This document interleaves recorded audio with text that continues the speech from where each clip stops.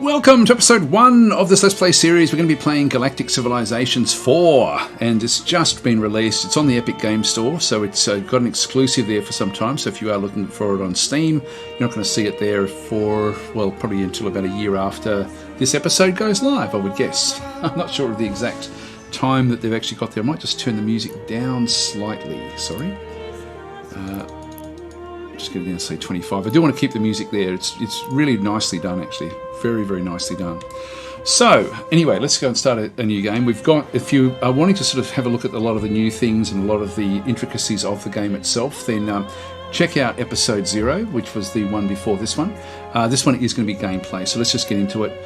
Now, what I'm going to do is I won't go through all of the different factions, but there's a lot to like about this, and what I really do like, which I mentioned last time, there's no snaffy, but you can build it, which I did show. If you do want to have the snaffy, build it yourself and add it in. Don't put pressure on Stardock to do it, because I don't want them in the game.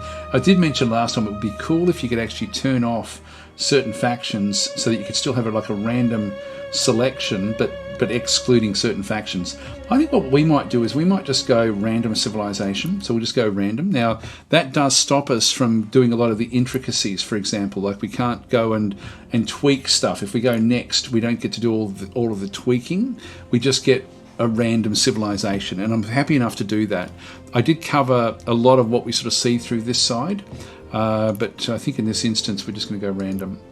That takes us straight through to the game settings. Now, this has been set up at the moment for defaults, and I won't go easy. I will ramp that up a little bit. I'll just go to normal, I think. I don't want this to go crazy. I don't want it to be super, super long.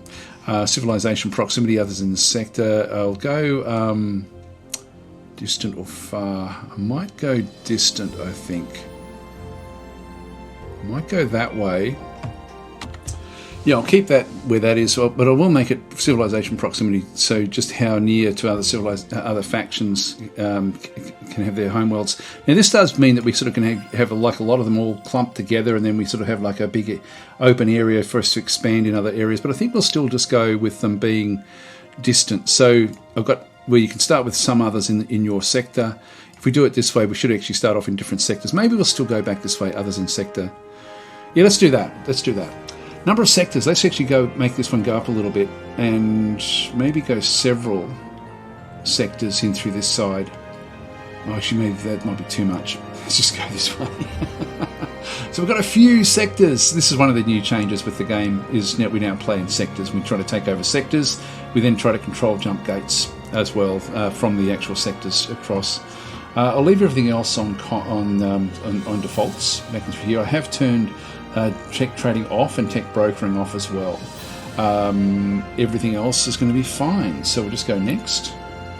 And what I will do is I will set up, we've got a couple of randoms that have come in through. I like this as well, like when you choose a faction, it's sort of introducing a few.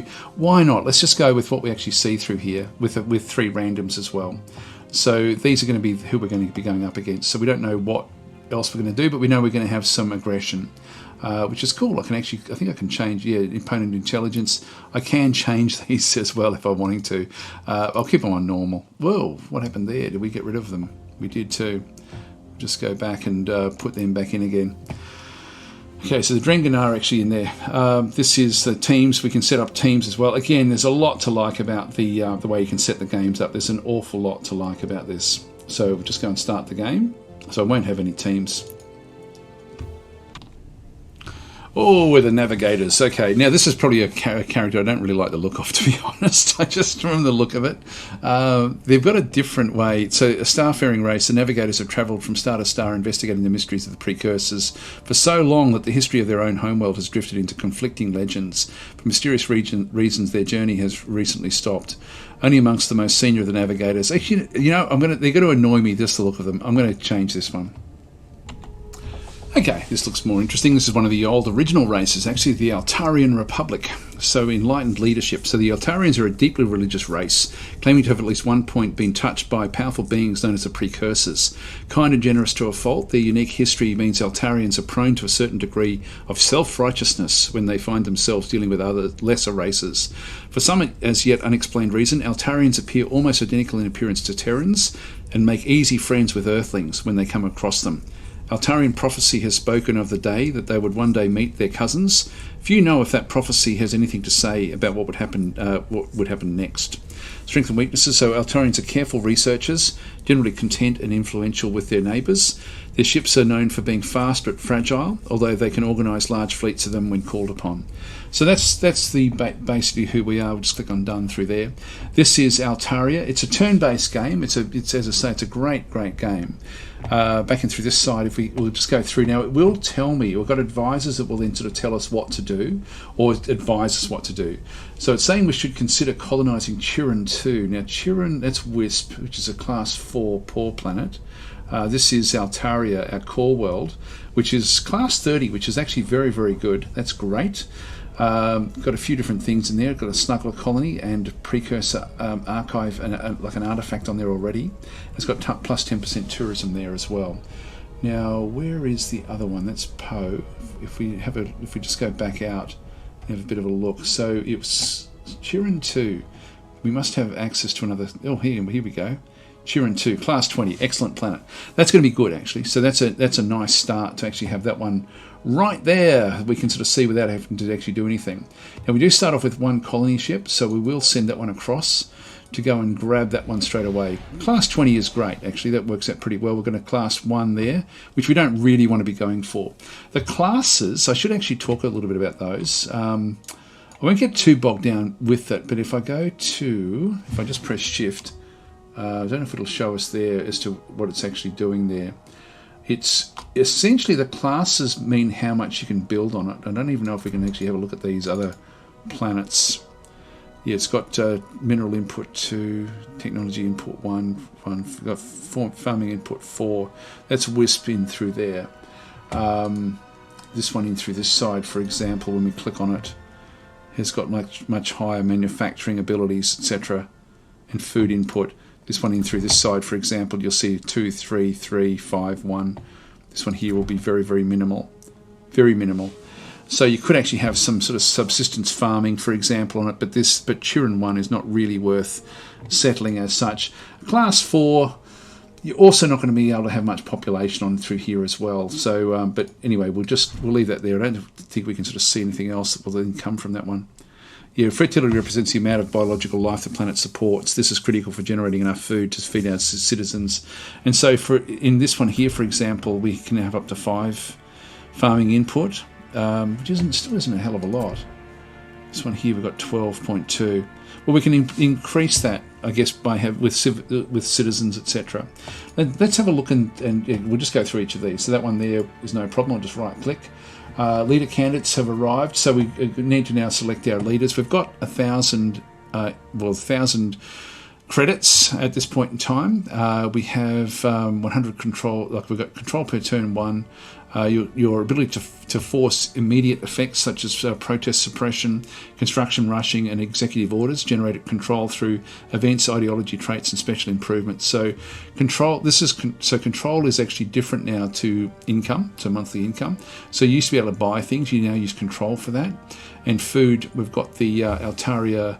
Yeah, we've got food consumption is 5, so we've got 7 extras. So planets produce food which is consumed by your citizens to get more colonise new worlds or specialise your citizens into farmers. So we can certainly do that if we wanted to. We'll have a bit of a look to see what we want to do with the actual planet and go through a bit of in depth. This will probably be a fairly slow episode, I would suggest. Leader candidates have arrived. We can go down and have a look at the leaders down through this side, and we don't want to be getting anyone that's really got poor loyalty. 60, even 60 is not great. Unless they have exceptional skills.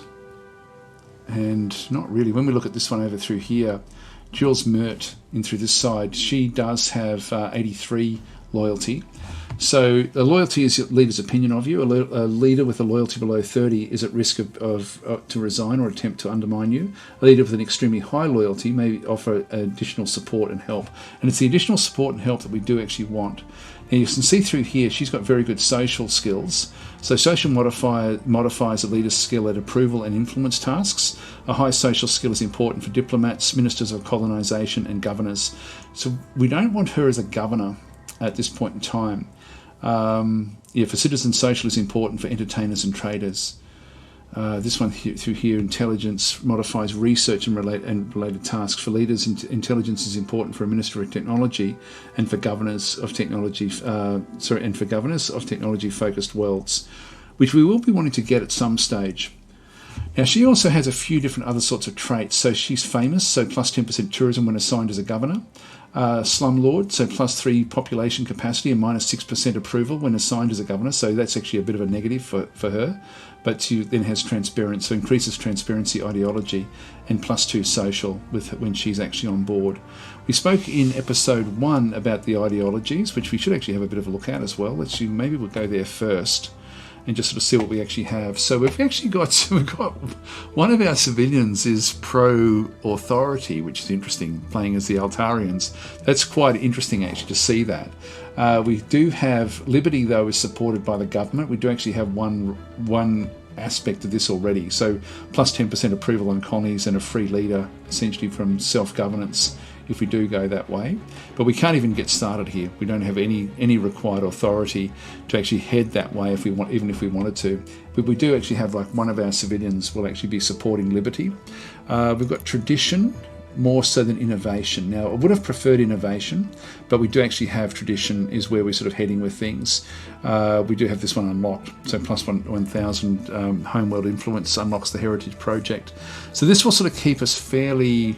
Well, actually, we are a religious group, so this does make sense. Even though we can actually research relatively well, we don't have the innovation aspect to us. We have more of the non-innovation, the traditional. We do have compassion. We've got high compassion abilities back and through here.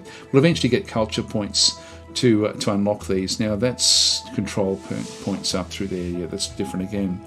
Equality, neither one of them. Secrecy. Actually, we have secrecy and transparency, so we have them available to us as well. This will be interesting to sort of have a look at this. And we do actually have cooperation more so than creativity.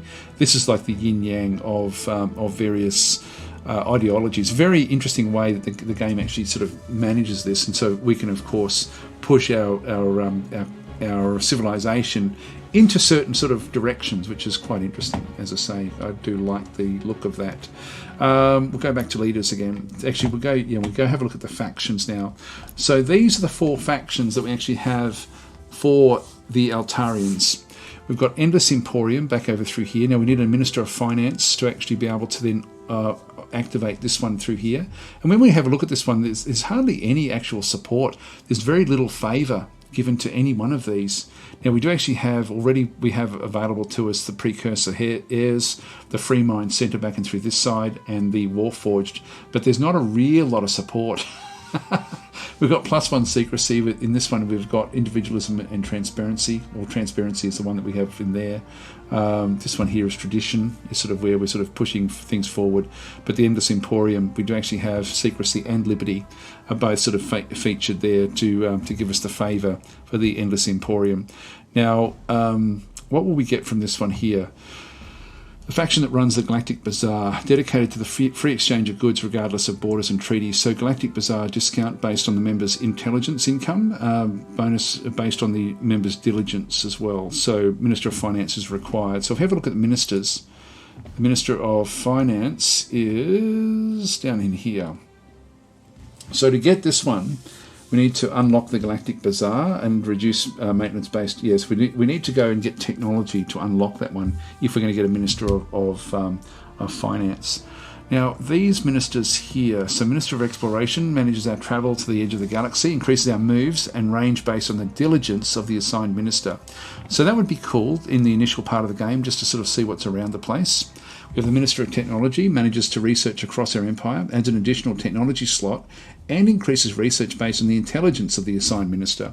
So I'm thinking that our minister that we do like the look of, she would actually be fairly good at 8. 8 is not bad there.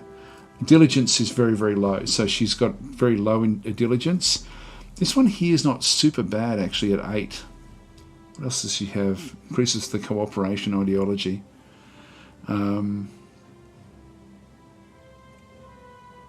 Yeah, interesting. This one here, I'm not even going to consider this one, even though she's got high diligence. Yeah, we'll have a bit of a play with this and figure this one out. as we sort of go through. So that with the ministers, and then the Minister of Colonisation, by listening to the needs of the citizens living on unmanaged colonies, we can improve their approval. So increases colony approval, which is really important based on the social skill of the assigned minister. Oh boy. Oh boy, oh boy, oh boy. We've got a few things here. I'm thinking that we get the one that we like as the minister, initially as the Minister of Technology. So she's 256 credits. So let's go and throw her into that mix.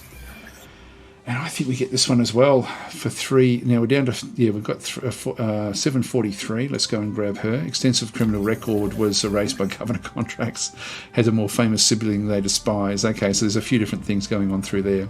But she's really, really on side. She'll be great in terms of being across in charge of the governorship.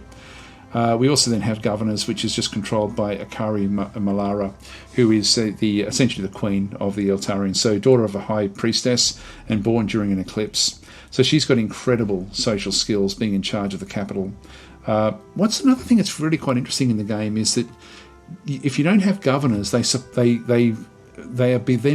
of like outposts to the main planet, so to Altaria. So any other planets we get will actually be little outposts and then be answerable to Altaria. Again, really quite interesting the way it does work. But when we get a good planet, it probably will be worth sort of getting an actual governor across to those planets.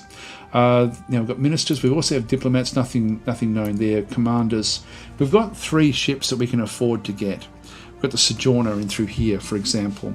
We may move. We sort of see there that this is a wandering ship of the Eltarians, is known to bring luck to remote worlds it visits, as well as securing transport to and from them. So this will help other worlds. Minus 50% decay to all worlds in range. Okay, increase hit points based on the commander's diligence. Increase attack based on the commander's resolve. So the resolve of this one is very, very poor. And I probably would be wanting her to well, actually, I don't even know if we need any of these. This is a survey ship. This ship enhances the psychic powers of the commander, allowing them to detect and examine foreign objects in a way few other species can. So we get +1 research from surveying. Actually, that's not bad. We get increased hit points based on the commander's diligence. So the diligence again is very, very low. Increased attack based on the commander's resolve. Okay, and then what's the other one? This one is a unique ability to tie into local communications and data channels. This ship is almost immediately reinforced when it is within its borders and vulnerable when it's outside of them. So plus 100% hit points when inside borders, increased hit points. This is sort of more of an attack ship. So really it's a matter of, do we want to put them into the ministership, or I can also throw them into factions as well. Assign leaders to work with various factions in your civilization to gain favour and procure their abilities. So I can, if I wanted to, just go and drag them into one of these different factions, which I won't do just yet. This is the only one I think I would want to get, would be this guy here, but it's just a bit dangerous. And I don't want to be losing my commanders, particularly with such low resolve on this one here. This one wouldn't be too bad, but then we don't have diligence. We want high diligence, high resolve for them to work with the ships. And I don't want to go with that other recruit that's left over through here. That's just, the loyalty is way, way, way too low. Okay, so what we'll do is we'll go into ministers and we'll pop them both in as ministers. So we'll put one into the Minister of Colonisation, so we're listening to the needs of the citizens, so increases colony approval based on the social skill. So we'll throw her into there. Actually, Minister of Exploration, based on diligence. Maybe we do that. Put the high diligence into there, just so we can increase the moves and range. Let's do that. So we'll get a Minister of Exploration and a Minister of Technology. Now what this is going to do, we're going to get an extra additional technology slot when we do this one. So let's just throw her into that one there. So we've now got 2 ministers. Eventually we'll end up with all sorts of different characters, and the interaction between the characters will sort of make the game fairly interesting as well as we get into it. We've got laws and policies. Now we've got 2 available. That's interesting as well. This is also where we handle our tax rate. The overall approval rate is fairly low. Now at the moment we get, what do we end up getting? If we do that one through there, we get 5. If we go back to normal, we get 4. But we get more science. What else do we get? The approval goes to 78. If we go to low, we're down to 1, but then we get our manufacturing comes up. I think we might do this one here, where we just go back to normal and get the approval as high as we possibly can in this sort of sense, but still trying to get a fair bit of income coming through. Yep, that's okay. That's okay. That's all fine. We'll just leave that one where that is. Now we do actually have a few of these that we can sort of then bring in. So we've got different sorts of abilities that can then be brought in as well. So coerced colonisation. So this is ideology. Now, what other ones are there? The ideologies. See if any of them are attached to different ideologies. This one's attached to tradition. This is heritage protection. Yeah, I'll just have a look and see if there's any others. No, okay. So coerced colonisation. If we're going to colonise the galaxy, we need to inspire our citizens. This can be done through propaganda, incentives, or force. Doubles population growth. So we get growth plus 100%, but approval goes down by 5%. I don't really want to be affecting the approval at this stage. Empathic connection. So we are an empathic people. Our civilization must work together more than ever to thrive in the next stage of our history. If approval goes up by plus 30%. Actually, that's pretty damn good. So by using our empathic ability actively, we can increase our happiness greatly. That, I think, is really worth getting. Heart of the Empire. So our homeworld is at the core of our civilization and the pinnacle of who we are as a people. Influence and income are only applied to the homeworld. So, we get influence growth of plus 10% and gross income of 10% as well. That wouldn't be bad either. Heritage protection, back and through this side. Yeah, we saw that one before. So influence bonus is only applied to the homeworld. So influence growth of plus 100%. I don't think I'll worry about that one. Land exploitation. Gross income goes by plus 5, but pollution, hang on, we're in a period of rapid interstellar expansion. The expense requires that we take unusual measures to increase our wealth. This policy will open up public lands to extreme mining techniques to generate additional wealth. This is not something that we want. So playing as the Altarians, I don't think that's really in our interest. In security lights. There are simple steps that can be taken to keep our citizens safe. The first of these is adequate lighting in all of our areas. So crime goes down by 5%. Now, we shouldn't have much crime. I think we go with Heart of the Empire and Empathic Connection. So I'm just going to go and place that one in through there. So we actually now have... so this one's then going to make this one... I think 96 is the highest it can go. If we go to medium... Yeah, I'm going to keep it on medium in that case, because that way I can still get more... I don't lose anything with the... We've got 4.5. That's 4.4. If we go high, yeah, it goes down a lot there. It's actually, high changes down to 55. Okay, now we'll go medium. We'll keep it on medium with that empathic one. It just gives us more income, and that actually works in fairly well all the way across the board. The approval is like a multiplier for the abilities. So approval is really, really, really important. Now, if I go automate, what will that then do? I know that's... Yeah, no, that's okay. That's just automation for other things. I haven't even clicked on that one, actually. So that's one. And then we've still got one more available. I selected it. Click and drag. So Heart of the Empire. There we go. So we've got those two in there now. So the Heart of the Empire, as I say, influence growth and gross income. So the income should be going up a little bit by 10%. Now that will improve over time. That will be fine. So that's the what is it? The civilization policies. There's the policies there. So the one that we've interested, heritage protection. I'm just interested to see if that one does come from tradition, sacred history. Unlocks the heritage project. That must be it there. I'm guessing. Not sure how that one actually does work. Anyway, we'll go back and just click on done. So send the ARS flash of insight. So that's our that's this one through here. The ARS through the Altarian royal ship. I don't know. Flash of insight, which is a survey ship, just to go off and start surveying.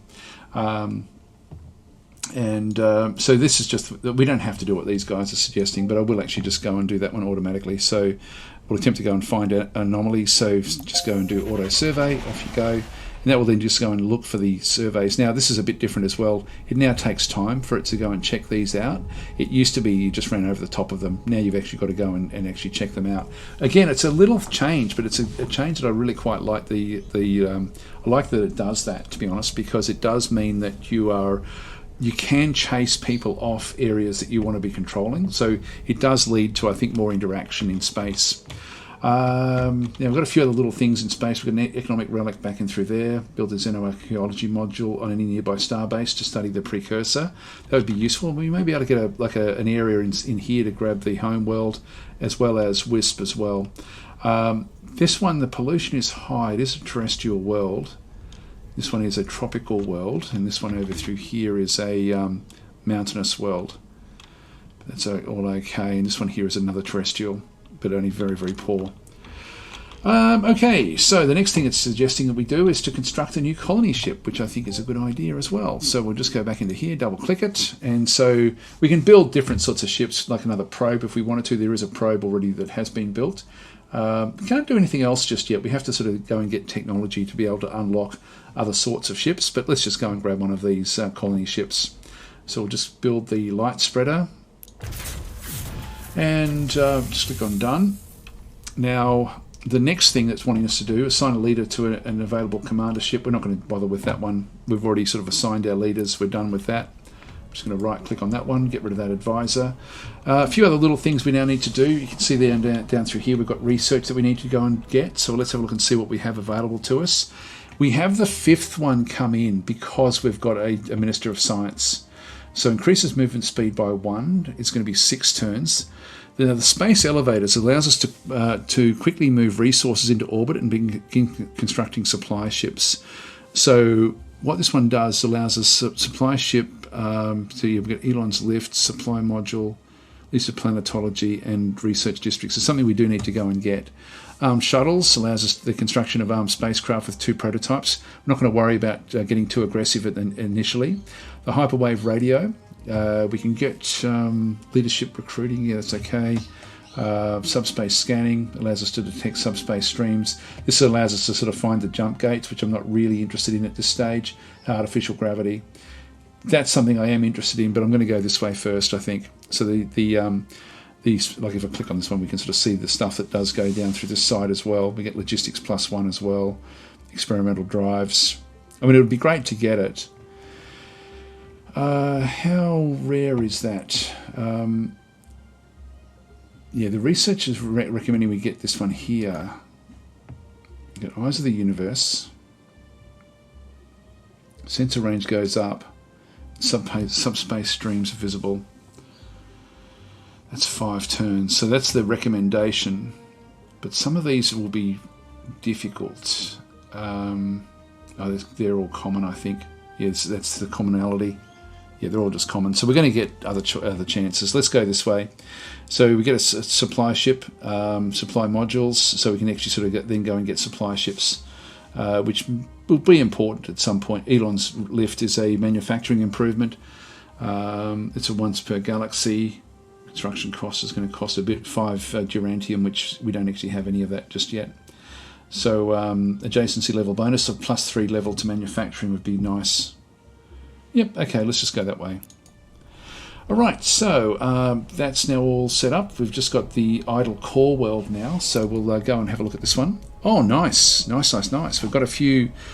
I was just looking at... We've got a few different areas in around here, around our capital. So the capital gives us a +2 level bonus to all things surrounding it. Actually, probably it's not that great. We've got the precursor archiving through here. There's an artifact improvement. Upgrade this artifact to unlock charges that will instantly complete the current research. Now, we don't want to be doing that one just yet. Then we've got the snuggler colony back in through here. This is a trade resource. These incredibly furry and soft creatures are the dream pet of all the children in the galaxy. So these are like your Star Trek, what were they called? Those little furry things. Adjacency level, we do get +2 level to approval and +1 to wealth as well. So yeah, we're not going to. That's adjacency. So we've already only got 3 in through here. +1 to food, +1 to manufacturing. This unfortunately is not fantastic. Ideal for research and manufacturing. And what else have we got? We've got +3 to population up through there. We've got +3 to food down there. Okay, so manufacturing really is not great here. And I do need to get that one. There's got a floodplain down through that side. I think I'm just going to start with a basic manufacturing. Now, if I go, the industrial centre has got adjacency. We've got +2 level to manufacturing. We will be wanting that at some point. If I just go and click on this manufacturing district, it will actually go to 3 at that location. We get 1 from the location with a +2 from what's around it. So it'll go to level 3 straight away. Let's just do that. That's okay.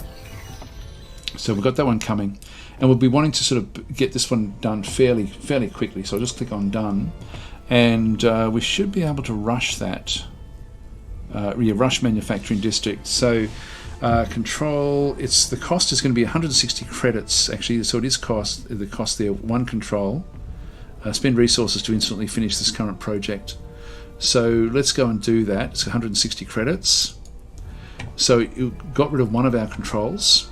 So that's okay, and we did actually use the monthly income. Sorry, I said before that we didn't have to use that, but we actually do. So manage will take us back into that other screen where we can sort of then do what we have to do. So this will come next turn. That's okay. We'll just click on done.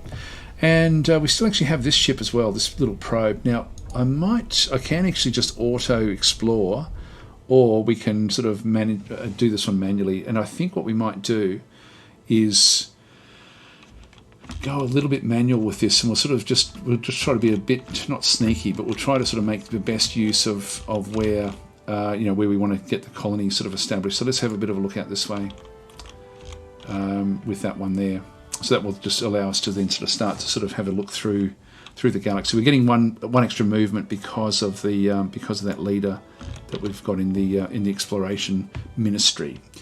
That's about all we need to do at this stage. Actually, core, we've still got this one here. We've actually now got this one, so we need to now get another one.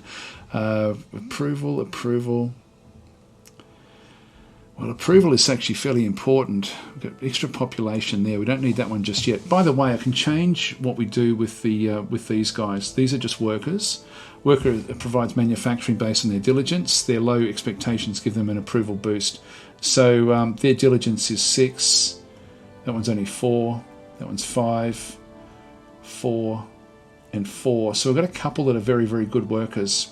So Ashlyn Gurr is very high there. She's a criminal, unfortunately. So it's a pacifist, natural league, authoritarian, and opportunistic. So so it's just saying down through there. Most Altarians adopt a philosophy that they devote their life to. This makes them more ideological than other species, and more approving when their ideology matches that of their empire or governor, and more disapproving when it opposes them. They can also be specialised to divine empaths, though it is an expensive process. So it's interesting to sort of see the authoritarian and the... was there an actual libertarian? I'm guessing libertarian back over through here. But she's got very, very good diligence. So we want her continuing doing the manufacturing. These ones only get +4% to manufacturing. The only thing I can actually change them to is, if I do click on them, train as a farmer, boost the world's food based on their diligence. Again, diligence.